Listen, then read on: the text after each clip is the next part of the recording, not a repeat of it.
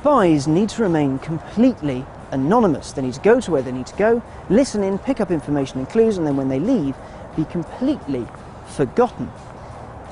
So why does James Bond drive an Aston Martin? I mean, they're some of the flashiest cars available. Nowadays, if you rocked up to a secret underground lair in something like a DBS, you'd be shot in the face from a distance before you could get in the way of any evil machinations. And then you have a look at Bond's car history. Well, he's had an Aston DB5, a Vantage, a Vanquish, a DBS, a BMW Z8, a 750i, and even a Lotus Esprit. I mean, they're hardly subtle, are they? But the man who owned that Esprit didn't only play James Bond. No, Roger Moore played Simon Templar, the Saint. And the Saint, well, he drove a Volvo P1800.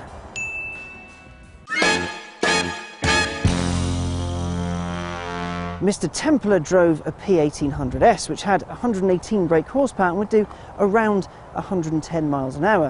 What we have here is an original P1800, and that has about 100 brake horsepower, so it's still fairly nippy-ish.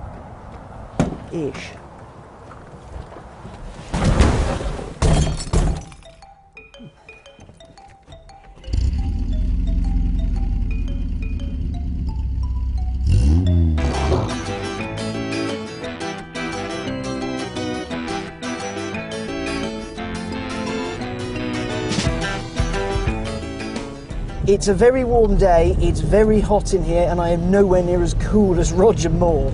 But, tell you what, this thing is awesome. It's so cool. Smoking around town, I feel like proper 60s badass, like I've just gotten in from the advertising house and I'm just zooming home to the wife. The development of this car is actually really, really interesting. Because in 1957, Volvo wanted a sports car. They tried it before with the P1800, and that didn't sell very well anywhere. So what Volvo did was they took a hand-built concept to Karmann in Germany. You may know them for the Karmann gear. And Karmann went, yeah, we'd love to build your car. Until VW found out. VW didn't like that because, well, Karmann was their sort of main manufacturer, and they went, if you do that, we'll take away all your lovely contracts. So Karmann backed out, leaving Volvo at square one. And the P1800 nearly didn't happen. The thing was, a last-minute reprieve occurred. Volvo went to see Jensen, you know, Jensen as in the Healey and the Interceptor, and said, would you kindly build us a car?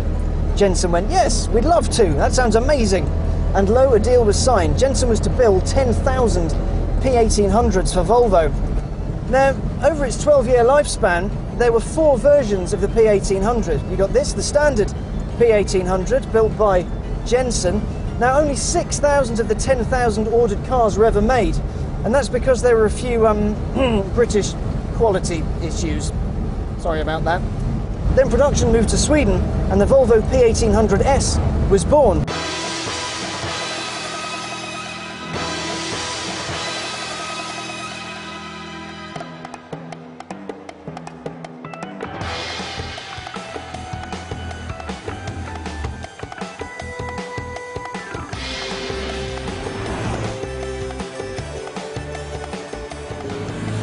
I'll level with you, this is a 51-year-old car as of this year, so it's not going to be up to modern standards of driving. Let's start with the basics. The gear shift, rather lovely, really. It sort of clinks in from gear to gear. The clutch isn't too heavy. The only thing is, in second gear, no matter what you do, there's a little bit of a, which is a little disconcerting because it makes me sound like I'm an idiot.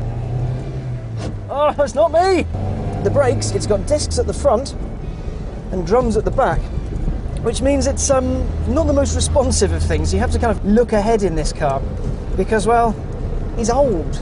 And this wheel is giant, so many turns lock to lock. I mean, once you're hustling, yeah, you got a bit of give, but the moment you get past about 35 degrees, everything requires a lot more effort. It's very, very heavy. The throttle response is pretty good, if I'm honest. You just put your foot down and off you go, and the engine itself isn't the quickest to respond, and it is quite noisy and thrashy, and I haven't taken it over 50 miles an hour yet, even though this is supposed to do somewhere near 100. Mostly through fear, because I don't want it to explode. The readouts, well, okay. Let's see, I have no idea how many RPM I'm doing, because I'm either doing somewhere between none and 1,000. doesn't tend to go above that. The speedo wobbles like a wobbly thing. The fuel gauge, that's not good. I'm somewhere between empty, half and full. It can't quite make its mind up. The oil temperature gauge, that's stuck at somewhere below 50, and the clock is wrong. I'm sure I can set it, but the clock is currently wrong. The switches in here are quite cool. It is so like kitchen 60s and awesome. And the design of this, you know, you see it outside and you think, oh yeah, that's an alright looking car. That'll do. Then you get in and it's like, everything is so cool and stylized. You just can't get that with cars anymore. You can't get a really thin wheel, because if I have a crash, these will puncture both of my lungs simultaneously, and the wheel, well, will probably give me serious brain damage. But look at it. I mean, the seats are cool, the door releases are cool, the carpet inside is cool, the gear lever's just a nice little dainty thing, the ashtray's a little drawer. It's really awesome.